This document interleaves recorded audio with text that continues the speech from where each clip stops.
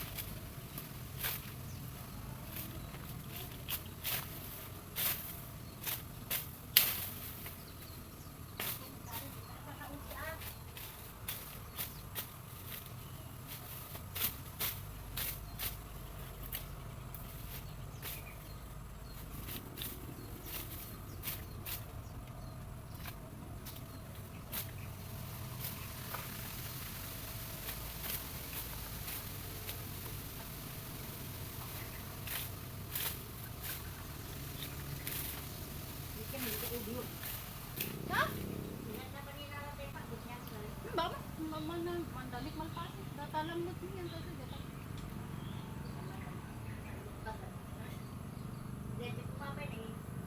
Isarunok, mereka mangala ka di pangtali ka di jay papaya. Isarunok to. Ada bawang bisa.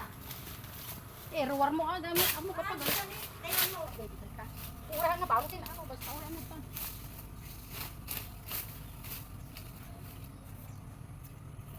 Video.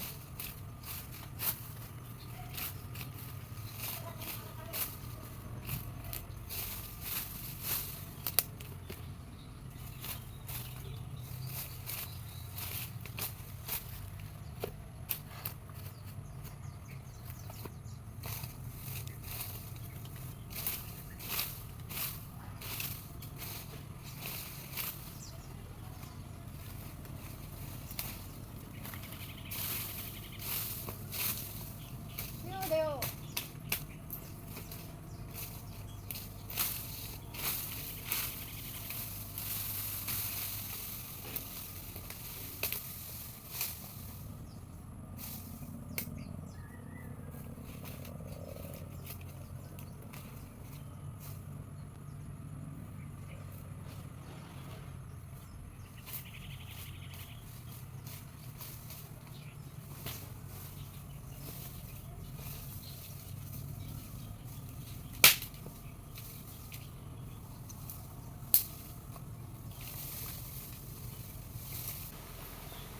Hi guys, ay nako guys, yung mga iba pag nagbabakasyon, nag-enjoy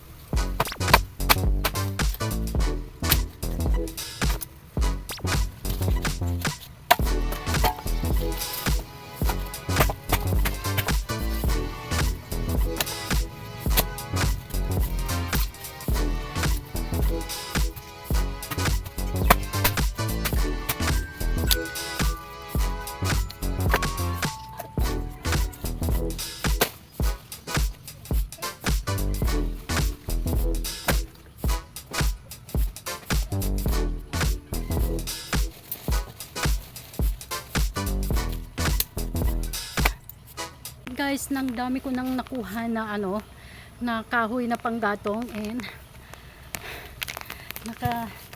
nalinisan ko na dyan sa bandang yan. And marami pang trabaho dito guys, pero so araw-arawin ko na lang paunti-unti na gagawin. Grabe guys, sobra talagang pagod din, pero kakaiba talaga itong bakasyon ko. Pag ako talaga ang nagbabakasyon guys, siyempre yung mga iba nagbuburakay, nagpupunta sa beach, chill-chill lang sila, relax-relax. Pero ako guys, sa totoo lang, pag ako'y umuwi, ito yung aking mga ginagawa. Naglilinis dito sa bakuran namin, tinitignan ko yung mga pwedeng ayusin, at ako mismo ang gumagawa guys. Pero pag hindi ko naman kaya, kikiusap ako ng taong pwedeng bayaran para lang tulungan ako, kasi wala naman na akong tatay na gagawa, ang anak ko naman wala man.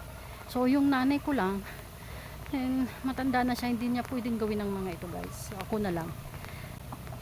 At saka hindi ako mapakali pag ganito ang nakikita ko, sa sobrang ano, dami kasing mga lamok, kaya kailangan ko talagang linisan dito sa amin.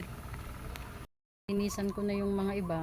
So ito lahat yung nakuha ko ngayon, marami pa dyan sa baba, kaya kailangan pag tag-araw na bibilad. And ito malaking kahoy yan guys, na naputol pa nung last year. Kailangan sibakin ko pa yan, gagawing para may panggatong. And ayan yung mga yan, pulutin yun sa taas doon. Kaya kailangan, marami talagang naputol doon guys, kaya kailangan linisin lahat ang mga yan mga ube, pinapakyat namin dyan sa mga puno. Dumadami na yung mga ano namin, mga saging dito sa taas, iba pa dun sa baba guys. Mangga guys, ayan, malaki na siya, may bunga na rin. Nung last year nagbunga daw, pero konti lang.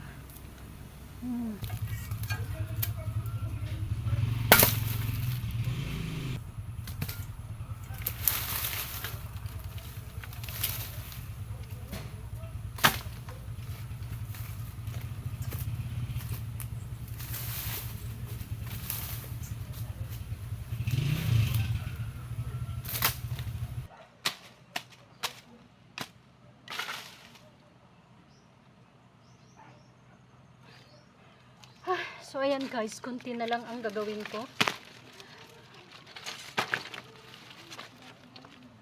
Ano ko na lang, hintayin ko na mag-dry itong mga na linis ko, itong mga dahon, para mag-dry siya.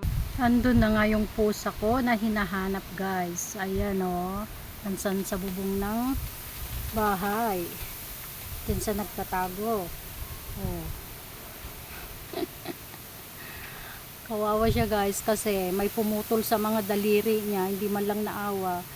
So ayun, okay na rin na dyan siya magtago para hindi nila makita, no? Ang bait-bait niyong pusa na yan.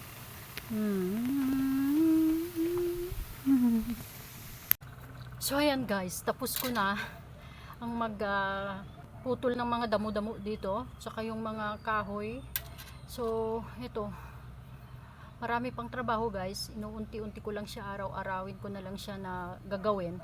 At ito guys, iniingatan ko talaga ito, kasi ito lang yung alaala ko naman sa tatay ko, and wala namang ibang gagawa kundi ako talaga.